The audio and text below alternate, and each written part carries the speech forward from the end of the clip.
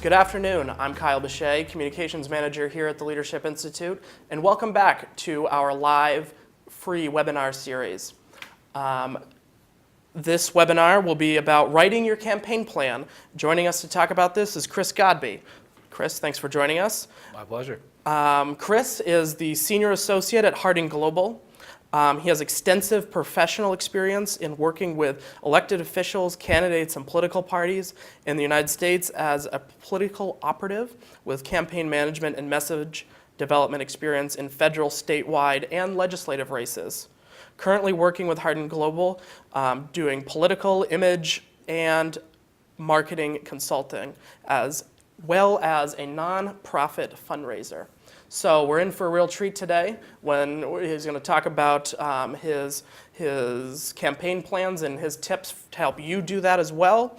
As always, for this webinar, you can ask your questions at live@leadershipinstitute.org or tweet them at us using hashtag #LIWebinar.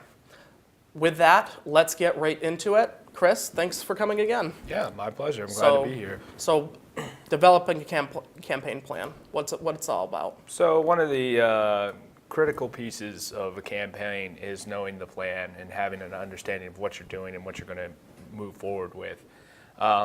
Quite frankly, it all comes down to an implementation of tactics with a strategic overview. And so in building a campaign plan, you're going to look to military examples for a lot of instances.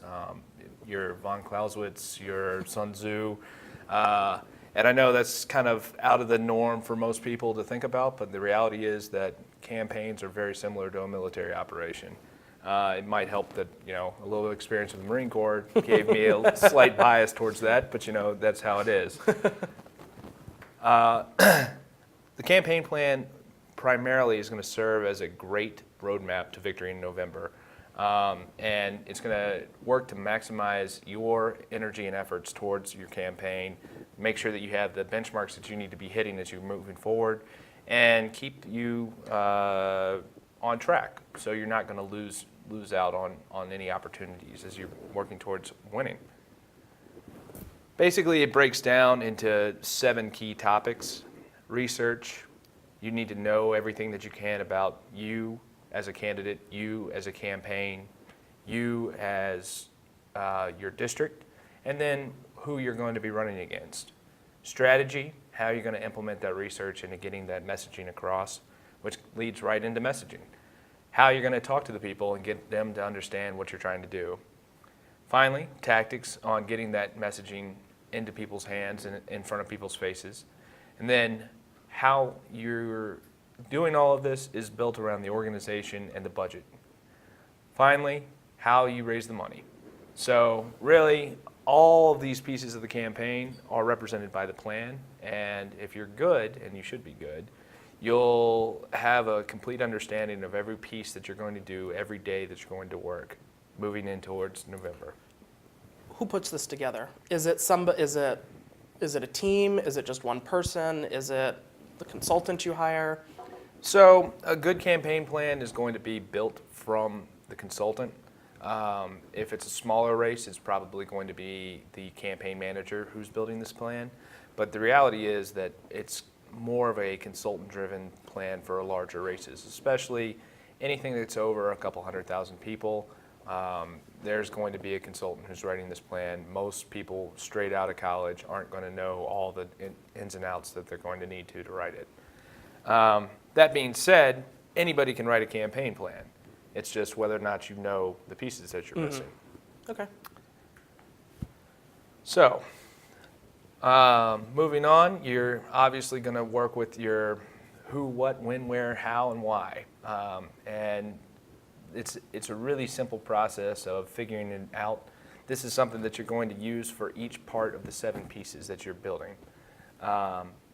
Basically, when you're building a campaign plan, if you don't have a real understanding of who's doing what and why they're doing it, then you're never going to understand the pieces that need to be put into it. A big part of the campaign plan is understanding that everything can be built from the budget. So you put the budget together, and that's going to tell you day to day what you're spending money on, day to day where your candidate needs to be, day to day what your fundraising goals are, a campaign plan can be built completely around a single budget. And most people don't understand that because it takes a lot of practice to get a budget that's complete. And if you're building a campaign plan and you don't have a complete budget and you're missing things, then as you start to go through the campaign and you realize that you've missed things, it'll be hard to make it up. So you need some expert advice, some consulting to make sure that you're not going to miss anything as you're doing it. So once you've kind of thought through who is going to be running and why they're going to be running, you need to get the buy-in from the people who are going to be executing the plan. The execution of the plan is going to come from the kitchen cabinet of the candidate. That's going to be friends and family who are very close, who encouraged him to run, or her to run for that matter.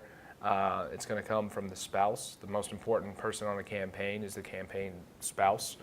And it's going to come from the campaign manager. If they didn't have a big part of writing it, they're going to be a big piece of getting it done. And then also anyone else who's going to be executing the plan.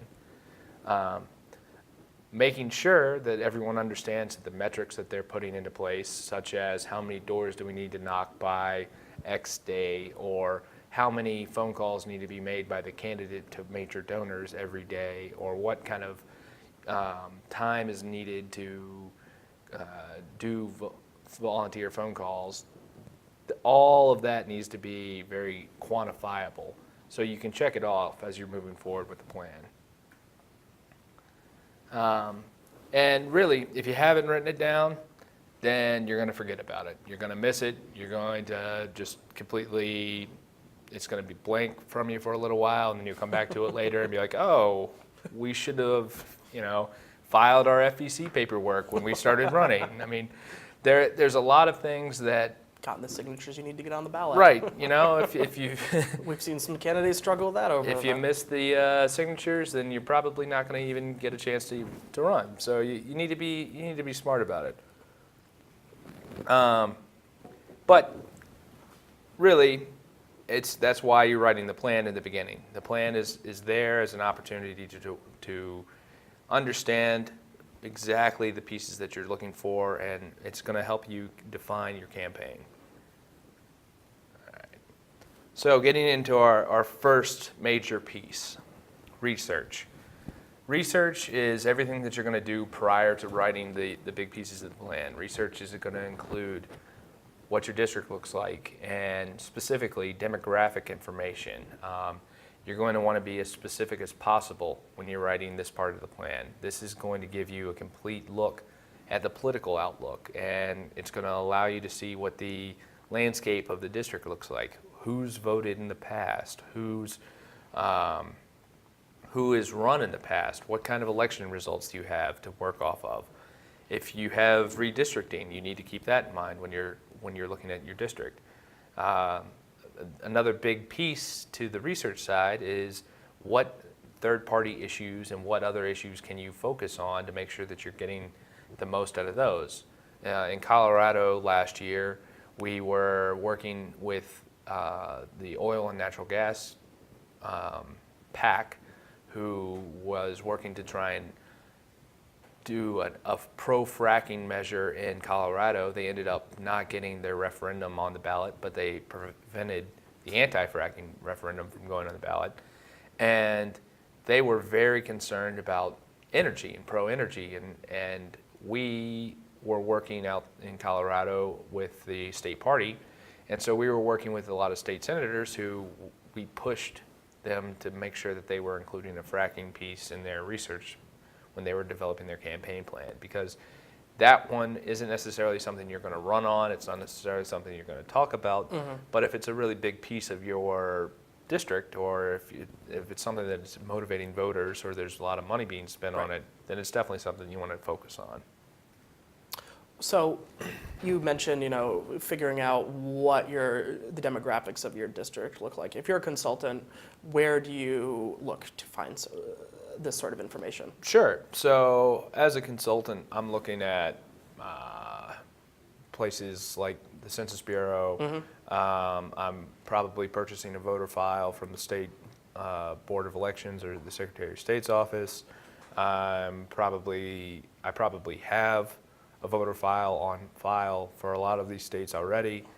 And I'm also looking to places like that Labels and List and Campaign Grid, who provide full services and can break down your district automatically, which will give you a little bit of an easier time of breaking down the demographics of your district. They kind of give you a one-stop shop kind of response. Smaller campaigns, probably not the best option. It's a little bit more expensive for somebody who's running for state house or running for state senate. But if you're running for Congress, or if you're running for mayor of a large town, or if you're running for senate, you better believe that this is someplace that you're going to be looking. But beyond that, the voter file is also available from previous elections, so you can kind of get a feel for And you what get that through the state party. And Well, you can through the state party, but generally you can also get it through the Secretary of State or the State Board of Elections. If you go through the state party, it might take a little time, especially if you're in a primary situation. You don't want to necessarily get caught up in that. But if you can get it sooner, then you're probably going to get it through the Secretary of State's office. And it's not that bad. I mean, it's a fairly easy process. They're used to people coming to them for it. It may cost you a little bit of money, but in the end, it's definitely worth having, That because it information. kind of gives you some benchmarks to look for as you're going forward towards election day. Right. But kind of moving beyond that, the other major piece of the research that you need to have is your opposition research. So, and this includes issues. This doesn't necessarily include who your opponent is. It also includes what the issues are that he's going to be running on. But a good Oppo research project is probably going to be about $10,000 to $18,000, depending if you're running for whatever office. But you're going to want to get as in depth as possible on opposition research, particularly when you're looking at legal records, when you're looking at potential tax records, when you're looking at potential landowner records. These are things that aren't necessarily easy to come by, and so opposition research is definitely something that I recommend leaving to the professionals, because if you get into it half-cocked, there's a pretty decent chance that you're going to run into your own legal troubles trying to FOIA people without the proper authority. I think you see mistakes made on this all the time, where not only you get thrown into that loop, but you also see them find wrong information and then use it. Sure. And then that obviously comes back and bites people, Oh, yeah. where you don't want to get bitten, but Yeah, and that's the other problem, is this is one of those things that you want to have as complete and as thorough as possible. If you are doing it yourself and you have a background in it, great, go for it. But if you don't, finding somebody who can actually provide this for you, if it's a political consultant, great. If it's a private investigator, you can do it that way as well. But at the end of the day, you're definitely going to want to have somebody do a thorough background search on whoever you're running against, especially if it's a larger race. Smaller races, again, you don't necessarily need to have as much focus on this, but for a larger race, this is definitely a key component of knowing who you're running against. probably don't need it to run for dog catcher, but probably for Right, exactly. I mean, dog catcher, as long as you've got strong nets, you're Right. probably going to be okay. But it runs into a little bit of trouble when you're running for Congress or state house. Once you've kind of done your Oppo, your initial Oppo, you're going to start to put together your SWOT file, which is basically a comparison between you and your opponent. If you're in a primary situation, you're going to do 2 of these. You'll do one for your primary opponent. You'll do one for the expected general opponent. If you're in a multi-candidate primary, you're probably going to want to do one for each one of the people that you're running against. Prioritize them, because if you're in a multi-candidate primary, you're probably only going to need a SWOT file on 1 or 2 of them, because the rest are going to fall to the wayside. And be sure you're not one of the candidates that's going to fall to the wayside. But it is something that's going to be a key aspect to knowing who your opponent is. And really, this gets into a messaging part where you're going to be able to talk to people about why they should vote for you as opposed to voting for your opposition, basically.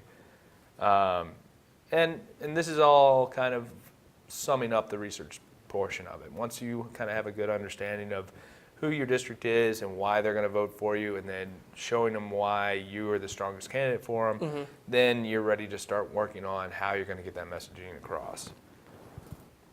So the other thing to keep in mind, and this is kind of getting into the strategy portion, is keeping a strong timeline. If you don't really understand how things should progress, if you don't really have a good grasp of building a plan, then this might be a difficult task for you, because you're going to start giving time to tasks that should be much longer or much shorter. And so this is one of those pieces that it comes from experience. And a lot of the consultants that do this for a living know exactly how long it's going to take to get, a phone system on the ground, or a mail piece that printed and then sent off and in mailboxes, or research done, for instance.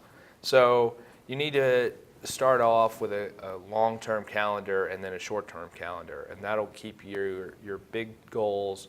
And here's one of the major goals to keep in mind: your quarterly and monthly and high dollar donor reports. Every single one of those needs to go on the timeline, because if you're missing that on your calendar and you miss one of those, it's going to be a bad day. Like that, the FEC is no joke. Don't screw around with the FEC. If you're missing parades, this is another thing that needs to be on your calendar. So like there's 4th of July parades. I'm originally from South Carolina. We had a watermelon festival, a peach festival, a barbecue festival, an apple festival, and they all State fairs. The state fairs, yeah. So all of these are big topic kind of things that need to go on the calendar, Right, and so right. you can have like the work up to them, getting the volunteers that you need Right. for them, as well as trying to build out kind of what you're doing. So you would find that by what? Going to a local community's website, seeing if they have a calendar of events. Yep. Seeing, what local things they have going on. Yep, and if you're running for a smaller office, say State House, then yeah, you're going to look at the local counties and the local cities that are in your district. If you're running for Congress, then you're going to start looking at every different county and then break it down from there.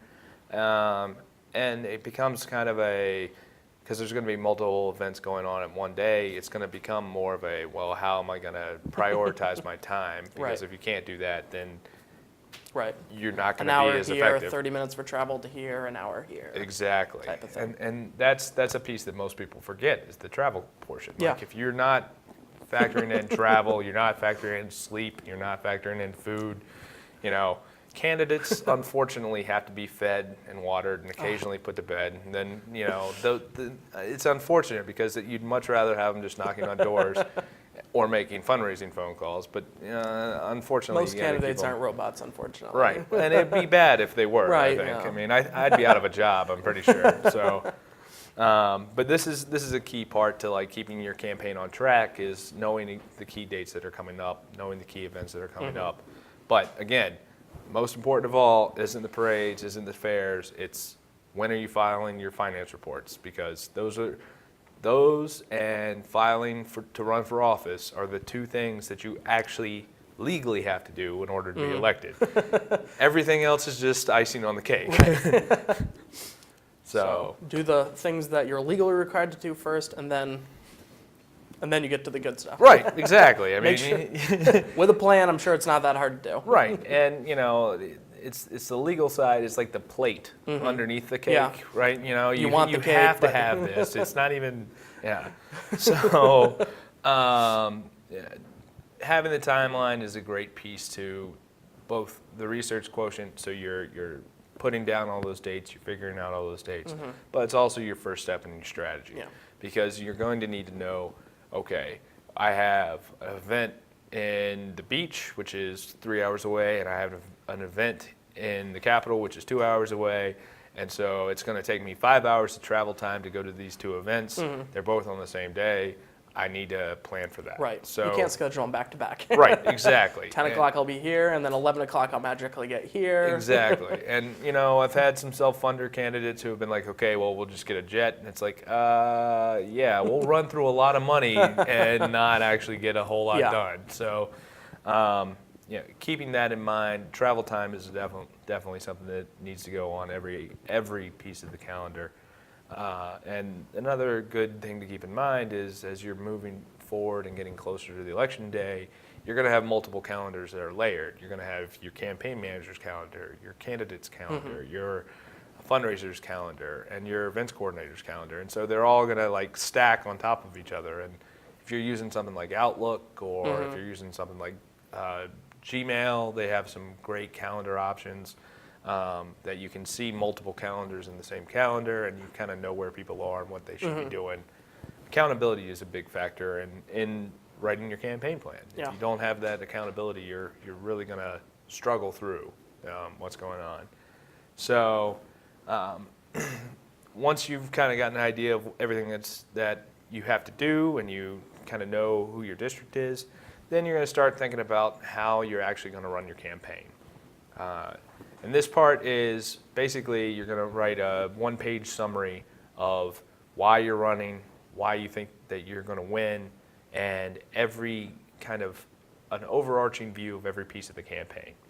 Doesn't need to be very long. It just needs to be like an executive summary on a business plan. Basically, it's just something that is a tool for you to constantly look back at, something that's on the top of every desk in the office that needs to be looking at it, notably the campaign manager, the candidate, the spouse, and the fundraiser. Because those are the four people that ultimately are going to make the most decisions about the campaign. It does need to condense into this single sheet, like I said, because it is something that you're going to refer to a lot. And it's kind of every piece of this campaign wrapped up. Yeah. It's like this is where we want to go. What we talked about before was here's the steps to get there, but at the end of the day, here's what we want to be at the end of the day. Right. Exactly. So the first big piece of the strategy portion is going to be going back into the research and starting to look at the targeting. Once you kind of know what your district looks like and the demographic information on your district, then you're going to kind of break it down into who exactly you're trying to turn out to vote. Specifically, why you're turning them out and how the best way to turn them out is going to be. So for some people, it's going to be TV only. For some people, it's going to be only door knocks. For some people, it's going to be a combination of the two. For some areas of your district, you're not going to be able to knock them because there's a mile driveway and then 2 miles of road and then another mile of driveway. So you're going to want to be able to hit them with mail as opposed to sending out canvassers out there. So you need to kind of have a full breakdown of all the targeting of your district. Or you live in a dorm and they won't let you in the building. Right, if you don't have a student ID. Yeah, well, and that's a little trickier. Then you need to start getting creative about who you're recruiting to work on your campaign. Right. And another piece to this is who aren't your voters, because knowing who your voters are and being able to turn them out is great. But at the end of the day, on election day, you're going to be watching all these people come in, and if you don't know who they are, then you're probably going to be in a lot worse shape than you could be if you had planned a little bit better and knew who you're looking for. And so the other key factor to this is what cycle is it? If it's a midterms and it's a non-presidential year, then, hey, turnout's going to be a lot lower. That's just a factor of life. Yep. If it's a presidential year, you need to prepare for that. You need to understand, especially if you're in a targeted state or, heaven forbid, an early primary state, they're going to get pounded on the airwaves. And so being able to live next to an early state. Yeah, right. Being able to buy TV time is going to factor into when you can do that and how you can do that. So those are things that you need to keep in mind as you're kind of doing your targeting. And then just keeping focus on how much time you're spending on everything. So once you kind of have a general understanding of what you're doing and who you're looking for, you need to prioritize how you're reaching out to them, how much time you're spending on developing the mail piece, how much time you're spending on hiring your consultants or spending money or doing events. A lot of candidates really want to see yard signs put up early on. I'm not saying that yard signs win elections because, they can't vote, but if that's the priority of the candidate, then you're probably missing a lot of bigger picture items that you need to focus on. So keeping kind of a critical decision-making process as you're developing your campaign, and kind of knowing where resources are going to go, especially in smaller campaigns where you're going to have limited resources. The last thing you're going to want to do is spend a lot of time on things that you aren't actually getting a whole lot of bang out of your buck for. And so that kind of brings us to our messaging portion, which this part is the fun part. This is what everybody gets into campaigns for. It's kind of the opportunity to develop a message that is going to sway voters, and it's what candidates really like to see, because they get to see their face on a mail piece. It's nice and big and shiny and glossy, or it's that TV spot. That's the moneymaker. I mean, all politics is ego. I mean, and whatever. It's a good time. So in messaging, it kind of breaks down to four quadrants, again, similar to your SWOT analysis, but really focused on how you're going to target your opponent, and then how you expect your opponent to target you, because those are the two things that you can actually control. If you know how they're going to come at you, then you know how you're going to respond. If you know what you want to say, then you can put them on the defensive faster. So kind of going back to your research again, knowing the issues that are going to drive your voters, and knowing what voters you're actually targeting with this messaging, that's a key piece to this plan. And really, if you don't have an understanding of all the messaging side, this is where you're going to be hiring a mail vendor. More than likely, you're not developing the mail on your own, unless you're a graphic designer. If you're a graphic designer, go for it. Have at it. But I would highly recommend a mail vendor, and then making sure that in your plan you are sending your mail through the state party.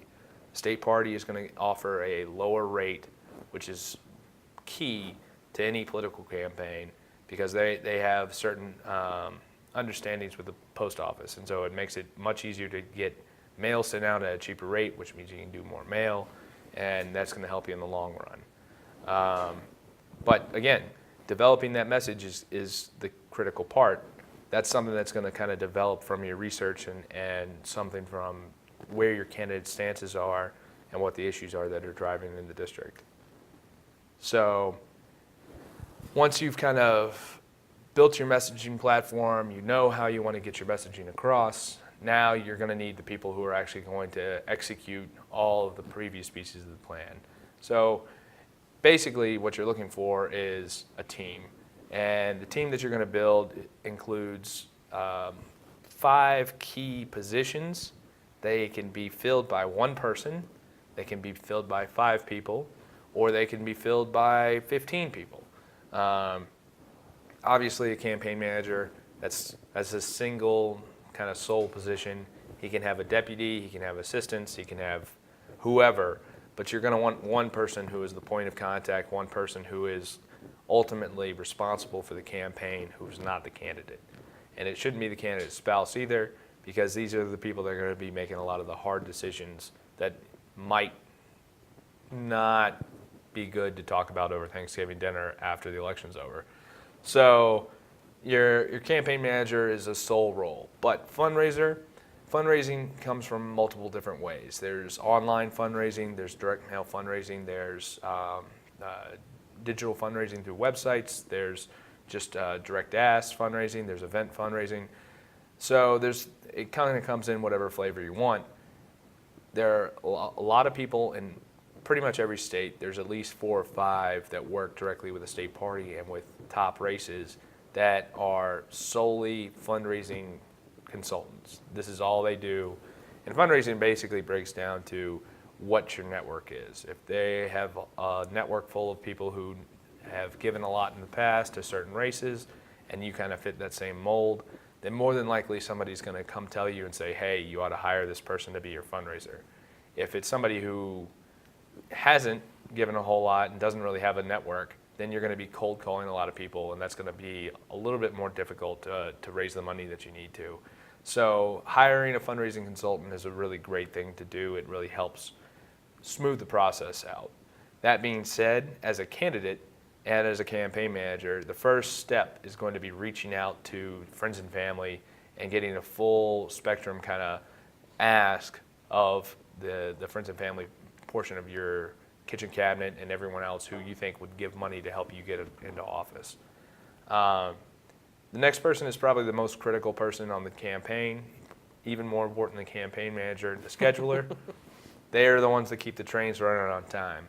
If you have ever worked on a campaign before, then you understand this. If you haven't, it is a unique experience to see somebody manage the schedules of multiple people, and the candidate basically becomes lost. They have no idea of what time is. They don't know how to get from point A to point B. They don't even know like what they're supposed to say until they're told exactly what to say. So the scheduler is the mom of the campaign. The scheduler is somebody who makes sure that everything that's supposed to happen happens, and they live and die by the calendar.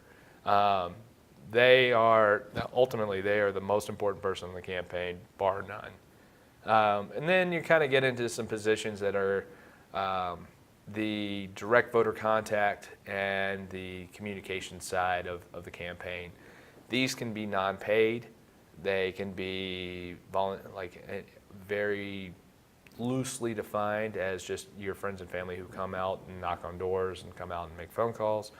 Or in some instances, especially for like a Senate race or for a congressional race, you are going to want to hire a communications team, a communications firm whose sole responsibility is press availability, doing the press releases to inside the Beltway and outside the Beltway, doing press releases for inside the district, making sure that the campaign stays on message, making sure that you're responding to the message. The communications team is also going to be responsible, more than likely, for your social media, for any kind of contact with the voters. If you hire a good communications firm, they're also going to be helping develop your mail. They're going to help with every piece of the communications puzzle.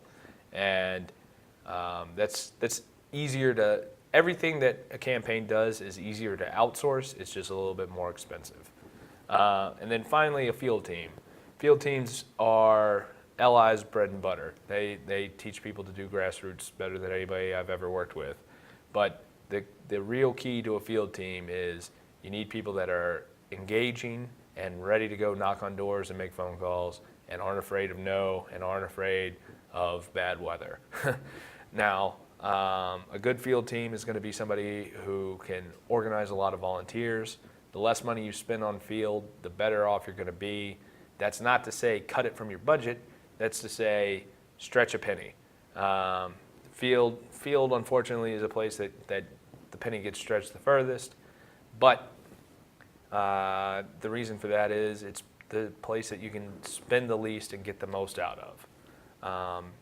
And the thing to keep in mind over all this is the leaner your operation is, the better off you are. So when you're kind of putting together your organization, you need to keep in mind that the less money you're spending on an organization, the more money you're spending on voter contact. So field, the key part to field is going to be working with your volunteers. They are going to need to be trained. They're going to need to be given the technology and the tools that they need. If you're running a campaign with cell phones and paper walk sheets, you're probably wrong. This is a day where everybody has a smartphone and everybody has the ability to download an app and have a script already on their phone and go door to door, and then the campaign's getting that information real time. If you're doing that, you're going to be a lot better off than if you're trying to do everything every night off of paper walkbooks. One of our vice presidents here, David Fenner, was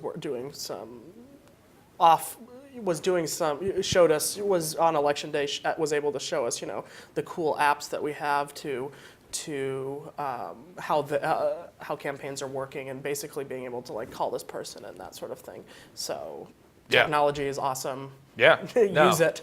Technology is awesome. Technology is relatively cheap. You can get a lot of these apps for nothing. I mean, it's just the price of admission for like downloading the app. And for a lot of the voter files that you're going to purchase, they come with an option to have the app installable as well, so your volunteers can have that for themselves and be a lot better off using that kind of data technology. If you're not doing that and you are collecting the information on paper walkbooks, then you're probably going to need to include that in your campaign plan as hiring someone else to do data entry, hiring somebody to do the tracking of what's going on, because without knowing the information that's coming in, you're not really getting anything out of it. It's just numbers flowing in with no Right. particular purpose. Exactly. And it seems that if you use the app, you can get more real-time results for that. Is that available with most of these apps as well? Yeah. So you can literally see, okay, this neighborhood is only giving us two or something like two voter contacts. We shouldn't focus on that as much. Yeah, exactly. And when you're plugging that into your voter file, and you'll know Right. where you need to be going, you'll know exactly like what you need to be doing, and So for the all-important get out the vote weekend, right, you know exactly where to hit, who are the most likely people to get out and exactly. get to the polls for your candidate.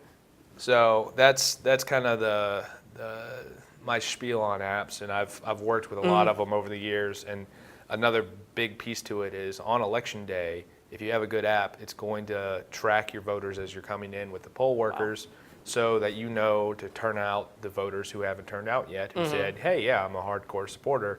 Well, I need to go out and make sure that they turn out to vote. Right. So it's just technology has come so far. If you're not taking advantage of it, you're leaving a lot on the table.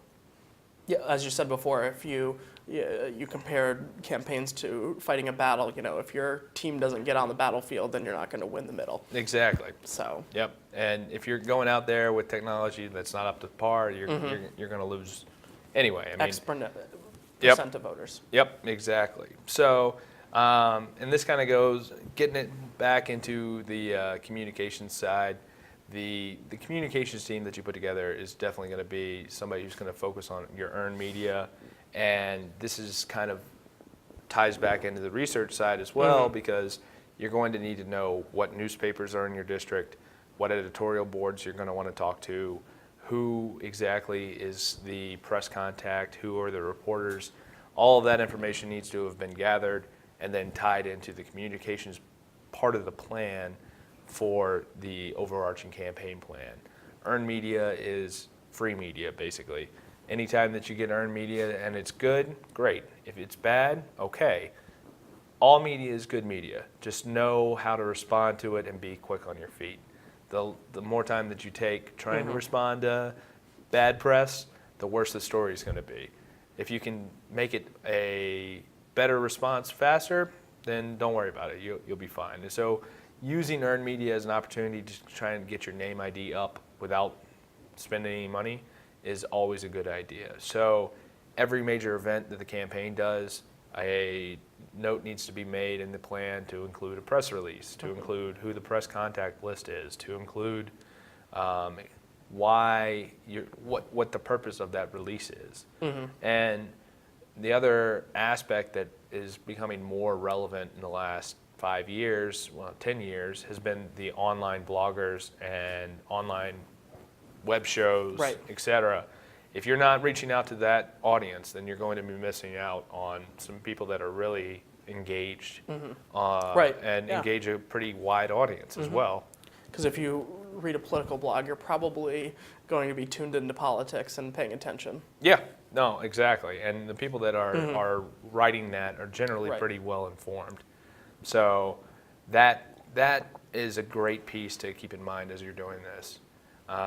But then the part that you are paying for, the paid media side, this side is probably, TV is dying, but TV is still king. So if you're running any kind of race and you have the budget for TV, you need to understand that that's where the majority of your money is going to go. It's going to be focused on probably about 20% is going to be in production and 80% is going to be in placement. And this is something that you're going to have to work with an ad placement agency There's lots of them all over the country. They do a great job. They know exactly what they're doing. Political ads get the added benefit of a special rate and top priority.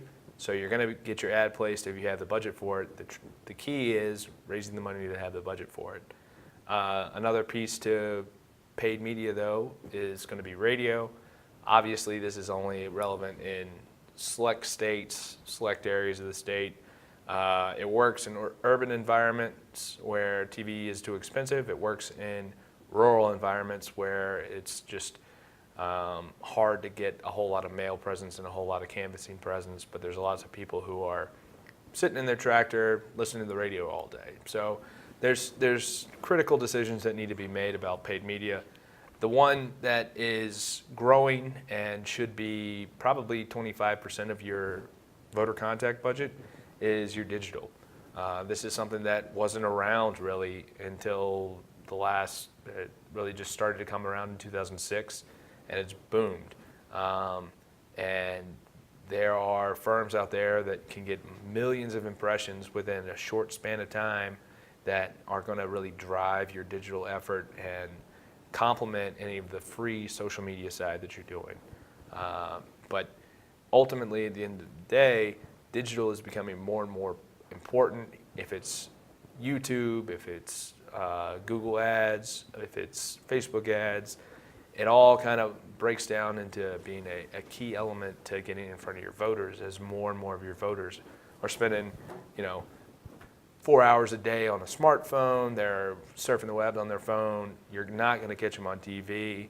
You're running into the problem with DVRs on TV, with people streaming their shows now. So you have to. We've kind of figured out a way to get back in front of people's eyes, and everybody's having this groan of disappointment that the consultants figured out that we can get back in front of them.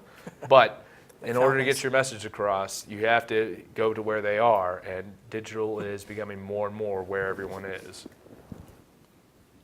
So going into kind of your scheduler's position and what their scheduler is doing on the campaign, they have two pieces to the campaign plan that they need to have in the plan as an example. One is what a typical week looks like.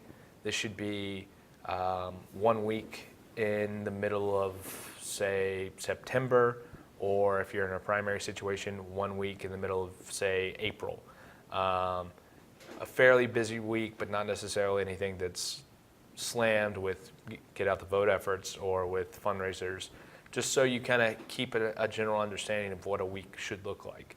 Keep in mind, you're not necessarily writing out every single event and every single thing that you're going to be doing in the campaign plan, but this is an example to keep in the plan so you can refer to it as a reference.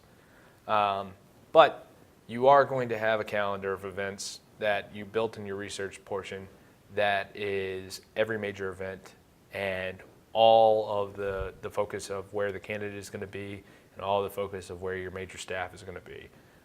Particularly your field director, your political director, and your campaign manager, because those three people should not be with the candidate at all times. They should be out spreading the message further away than the candidate is. And so getting kind of back into the key piece, the final piece of the field plan is the coalitions building. This is the piece of the field plan that is pretty often overlooked, but if you look at Ed Gillespie last year, they did an outstanding job with this piece of the plan. They were reaching out to voters in multiple communities that hadn't seen a whole lot of Republican outreach ever for a lot of them. They had ads running in Spanish language, but also in Filipino and in Russian and I want to say Korean. And so they were running ads in a lot of different places, a lot of different specific areas that you're only going to be talking to that slice of the demographic. They had coalitions being built with the people who were the leaders for those communities. A lot of these communities have some great civic leaders who really dictate how most of the community works or votes, and getting in front of them and working to bring them on board as a coalition is a critical piece to understanding your district and what pieces of your demographic are doing that you might not have a good insight on. So a couple of examples, obviously religious is something that everyone thinks of, but then you start thinking of just demographic information, the different demographic groups, like I said, Russian, Korean, West African, like there's a whole wide variety of people out there who are constantly going to feel underrepresented by the people that are running generally. But moving into kind of a fundraising aspect, you can also start talking about some of your trade organizations, particularly in Colorado, you're talking about energy, oil and natural gas.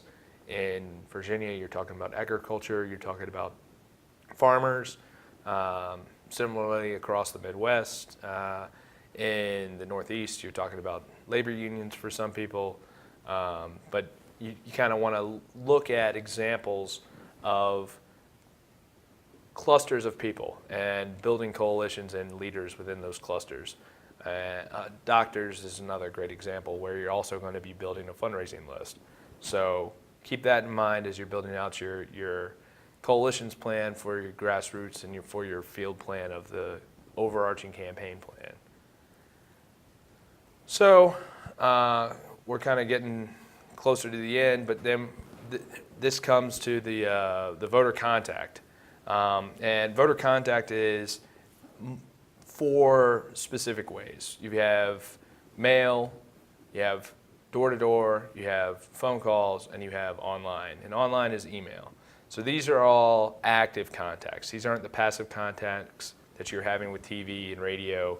These are actually getting in front of voters, talking to voters on the phone, or sending them a mail piece and having them interact in some form or fashion. This piece of the plan is your metrics that you need to understand how many times you're touching these voters, what you're expecting to talk to them about, and most importantly, why you're talking to them and what you're doing to get your message across. What kind of importance are you placing on these different strategies and tactics to get in front of your voters? So in 2004, they kind of came out with this brand new concept of the 72-hour campaign get out the vote plan. Well, in 2014, we've pretty much scrapped that. Get out the vote is now a year-long effort in some cases. It's definitely at least a month-long effort. Specifically in the mail-in only states, Colorado, Wisconsin, or Washington and Oregon, ballots dropped on the 15th of October. So that meant that ballots could be returned until the 4th of November. So that entire piece was a get out the vote piece. You were no longer trying to do voter contact to do persuasion. You were doing voter contact to persuade to turn in their ballot. In other states, you have early voting, which is a key get out the vote period, and it's even longer. For instance, in Virginia, you can start early voting with cause as early as the beginning of October. So people who think that a 72-hour plan is a good thing are no longer with the times. We've moved way past that. But this kind of piece is like the culmination of your campaign plan. This is all of the effort is going to be towards getting your voters to turn out. And you need to have a complete look at what it is. You need to understand that you're going to be sending mail to these people. You're going to do absentee ballot chases, which means that as the absentee ballots go out, you know who's getting them via the State Board of Elections or the Secretary of State's office. You have access to that information, and sending somebody to call or knock on their door and make sure they're turning that absentee ballot back in. And really, if you look at 2012, and unfortunately this is an example that I don't like to talk about, but it is something that happened. You look at what happened with the Romney team, they had a great strategy, but they didn't test it beforehand, and it failed miserably. Like Orca was just disaster, and the reason was that they didn't take the time to really roll it out and work out the bugs. If you haven't done that with your Get Out the Vote plan by the time you've written your campaign plan, then you definitely need to do it by the time that, well before it's time to implement it. And it's an easy kind of thing to do. You do a Super Saturday a month and a half before Election Day, and you try and fill people at all of your precinct locations and have people doing all the signs out and have all the phone banks full and see how that works and see how close you get. And if you don't get close, then you know you've got a lot of work to do. And so that's kind of like the place to build and kind of develop something that you're actually going to be able to work on. But ultimately, this is the culmination of the campaign. Getting out the vote is the thing that is going to determine whether or not you're elected on Election Day. So your Get Out the Vote movement or strategy, GOTV, that should begin as soon as early voting starts. Yeah, definitely. Get out the vote. And again, this is something that you need to know on your calendar, because this is something that, okay, early voting started for Right, With Cause, and it's October 1st. What am I doing to start doing absentee ballot chases? Because those are people that you can start pulling off of your voter file. Those are people that you don't need to keep talking to. Right. It checks the box early. Right, Before. yeah. You don't have to stress as much on Election Day. Yeah, and actually that helps you out, because you're sitting there and you're saying, okay, well, that's one more mail piece that I can send to somebody who I couldn't have Right. talked to before. So You're not wasting by calling them Exactly. 4 or 5 times. They're done. They voted. and that's where the data portion comes into play, because that's the real kicker, right? If you have good data and you're tracking this and you're pulling people off the voter file, you're saving yourself money by having good data. You're saving Right. yourself money by not talking to somebody who you've already asked twice if they voted, and now they're annoyed that they voted for you. So that's a key piece to what you're doing as well. But then we get into the last kind of little bit of the campaign plan, which is actually the most important part of the campaign plan. Can't save the rent or you can't save the world if you can't pay the rent. Right? Exactly. You know, there are some awesome rules around here, and that is one that really resonates with a campaign. But a budget is your entire campaign. The budget represents every single piece of your campaign. It should be if you are the fundraiser or if you are the campaign manager, Excel is going to be your greatest friend. You're going to spend a lot of time looking at a giant sheet that your eyes are going to bleed over, but at the end of the day, you're going to know where every single penny was spent and why it was spent there, and justify it to everybody involved. One rule of thumb is break it up by the different pieces of the campaign. Using the 7 pieces that we have, you can easily break your budget into that. You should include a contingency budget. Usually I recommend 3% for every single piece, so that you have a little bit of cushion one way or another, depending on how things go. And it needs to be realistic. If you are saying that you're going to raise $2 million, well, you need to have a plan for how you're going to raise $2 million. You need to be able to show where that $2 million is going to come from, and then how you're going to spend that $2 million.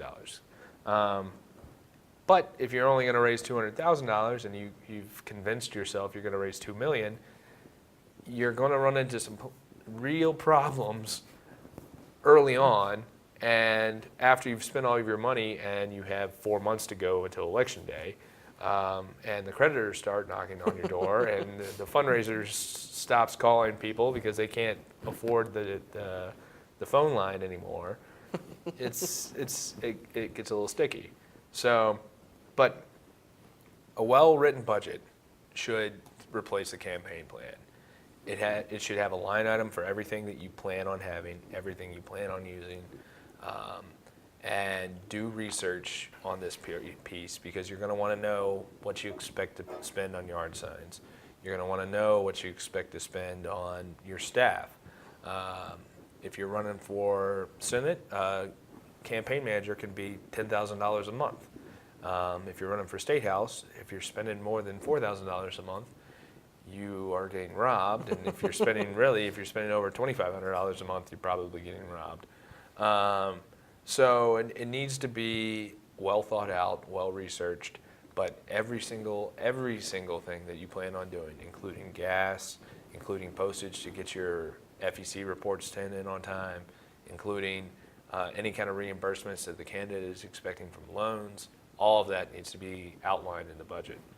Sounds like a budget can also help you stop from getting those cool toys that nice and shiny, but you probably might not wait, need. now, cool toys, there's always room in the budget for cool toys. Like, if you think that you're gonna win when you have those, what are the light up LED spinner things? Some toys are cool and necessary, but the cool and unnecessary ones are the ones we want to stop from having. Yeah, exactly. No, the budget's definitely gonna keep you in check. A good budget, or a good rule of thumb, is to be very frugal and optimistic. Mm-hmm. So understand that you're not going to want to spend money on things that you don't think you're going to need, but think that you're going to make that you can get more out of the money that you are going to have. So, for instance, cool toys as an example. I was working on one race and we bought sunglasses. Mm-hmm. Well, some people would say, "Why'd you do that?" Well, we passed them out every parade that we were working in. And every parade that we went to, we saw them already in the crowds. And so we got a lot of return on investment as far as like visibility goes. They were bright red, the Wayfarer style, and had the candidate's name like printed down both arms. And it looked really good. And yeah, it might not have been the best for name ID, but we had a lot of people wearing them and a lot of people excited about them. And so we did kind of a fundraiser at the end where if you had sunglasses, come in, we're going to do a raffle. We had like this whole beach theme, which didn't make any sense in October, but whatever, everyone was excited about it. And it's an easy way to kind of draw people back in. So, think outside the box when you're doing your budget. Think outside of the box on how you're spending your money, because you can easily get something out of it if you are creative about it. But at the end of the day, you need to have every single piece of your campaign outlined in a line item budget so that you know exactly where the money's going. And a good rule of thumb is 80% of your campaign budget should be going to voter contact. And break that down, probably 20% to 25% is going to digital. And then if you can afford TV, that's probably going to take the rest of it. But probably 60% is going to go to paid media, and 20% or 15% is going to go towards mail. And if you can't afford media, then you're going to roll that into your mail budget. So that's a good kind of way to keep in mind what you're trying to do and how you're trying to achieve it. Because if you spend too much on staff and overhead and travel and events and fundraising, because to make money you got to spend money, then you're not going to have the voter contact that you need to really achieve a good result on election day. And all this time that you spend writing this campaign plan and all the hours you wasted like slaving over this is just going to feel like wasted hours, as opposed to a good campaign plan, a good budget. You're going to spend hours perfecting it, and then on election day you're going to have it as like this testament to everything you've done. It's going to be all coffee stained and beat up and worn, but it's going to be something to hang on to. So the key then is how are you paying for all of this? And the fundraising part of the campaign plan is something that you're going to want to refer to probably a fundraising consultant for, but it needs to have its own kind of appendix in the campaign plan. The campaign manager ought to be able to understand every aspect to it. Direct mail, online fundraising, digital fundraising in the form of email, all of those things need to be included. And you need to keep in mind what the overarching budget is and how you're going to fund that. Because if the campaign is run by or is being run by a self-funder, and the candidate says, well, I'm just going to throw $2 million into the state house race, then I'll be fine. Fine. You don't need to worry about your fundraiser. No, that's wrong, because you need to know how you're going to reach into these pockets of people, because anybody who gives $5, just $5 to a campaign is so much more invested than anybody else, because they've actually put money into it. They've put their money where their mouth is. It's the people that say, I'm not going to give, but I'll make phone calls, or I'm not going to give, but I'll put a yard sign up. There's no guarantee that they're going to show up on election day. The person who gives $5 is making a commitment that they're going to show up on election day, and making a commitment that they know that you're the better candidate, and you're going to use their $5 to try and convince other people that you're the better candidate. So that's why, even if you have a self-funder of a candidate, you need to be focused on your fundraising. Fundraising is a critical element to getting people engaged, involved, and invested. And again, it comes from a lot of different ways. Depending on your state, there's going to be certain regulations and rules for state fundraising. Federal rules are obviously nationalized, and so it's no big deal. But keep in mind exactly what those numbers are. They tend to change every couple of years. Right now, I think it's $2,600 is the maximum donation from a individual for a federal candidate, and it's something like $10,000 from a PAC direct to a campaign, or $5,000 from a PAC to a campaign. So knowing exactly what kind of money you can get in is going to be a critical part to your fundraising. And then as you're kind of doing it, keep in mind a kind of revenue and cash flow review. So if you see that you're going to be spending a lot of money early on, which you shouldn't be, and then it's going to kind of dry up towards the end, you're probably doing something wrong, because all of your voter contact should be in that towards the end period. And so that's when you're going to be spending a lot of money. If you are not spending a lot of money in the beginning, and you're not spending a whole lot of money in the end, but there's this giant spike in the middle, then something's probably wrong there. So the reality is that your budget ought to, or your cash flow should look kind of in an upward direction on a graph as you get closer and closer to the election day, and you're spending more and more of your money. And your fundraising is going to follow a similar curve. So just keeping that in mind, and knowing that those two numbers are going to probably equal out to zero if you're good, then everything will work out for the best.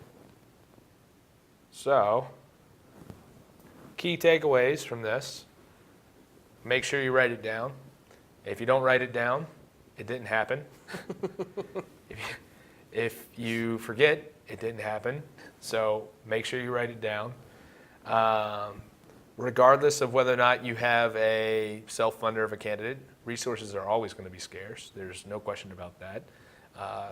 If you are working in a swing state, it may not be that you can't find money. It may be that you can't find ad time. It may be that you can't find volunteers because they're working for somebody else. So always plan on resources being scarce and accommodate that in your plan. Murphy's Law was written by politicians for politicians, passed by politicians. So know that everything that you write down is going to be tested, and there's a pretty good chance that it's going to fall apart. Keep that in mind. Know that you're going to do fine as long as you are very specific and can use the plan to adapt to situations. The plan shouldn't be used as something that is a very rigid tool. It should be very flexible. But at the end of the day, you're definitely going to be tested more than once. And the budget dictates the schedule. If you don't have money to be traveling all over the state, then you're not going to be traveling all over the state. So as your budget is written, that's going to tell you where you need to be. That's going to tell you when you're going to be hiring people. That's going to tell you exactly how your voter contact plan is going to be going on. And if you've seen any of these before, you know that once you go up on TV, you want to stay up on TV as long as you can. Once you start sending mail, you want to stay in mailboxes until Election Day. So, that being said, don't plan on starting your TV in July unless you're a self-funder, and then you've got a whole nother issue to worry about. And finally, write it down. If you didn't write it down in the campaign plan, you're not going to do it, and it's not going to happen. So keep that in mind as you're moving forward. But other than that, I think that's pretty much my my presentation on campaign plans. I think we Great. covered most of it. Right. So at the end of the day, write it down. Yeah, no, if it's not written down, I mean, you're not going to do it. It's not going to happen. So Fair enough. You need to be focused on that. Awesome. And as you're going forward, keep in mind the calendar and keep in mind the schedule is all about what you have written down. If you don't have it written down, it's not going to show up. It's Yeah. going to be like, oh, hey, it's the 4th of July. Aren't we supposed to be doing something today? And Isn't there something big going on? yeah, whatever. Let's just stay in today. right. So, Appreciate coming out Yeah. today. And well, thanks, Chris. And your contact information's on the screen now. People write it down. I'm sure Chris, in his free time, will be able to respond to some of those questions Sure. that you didn't get asked on air today. But again, thanks for coming out. This was a great discussion today. I know our viewers probably loved it. I can't hear them, but anyways, thank you guys all for tuning in out there. This has been another great webinar and the conclusion of our Tools to the Trade series. As always, this webinar was recorded and will be put online at leadershipinstitute.org/activism on demand. You can check that out later after today and be able to write down things you missed, or if you missed the webinar altogether, rewatch it. So with that, thank you for tuning in, and I can't wait for our next webinar.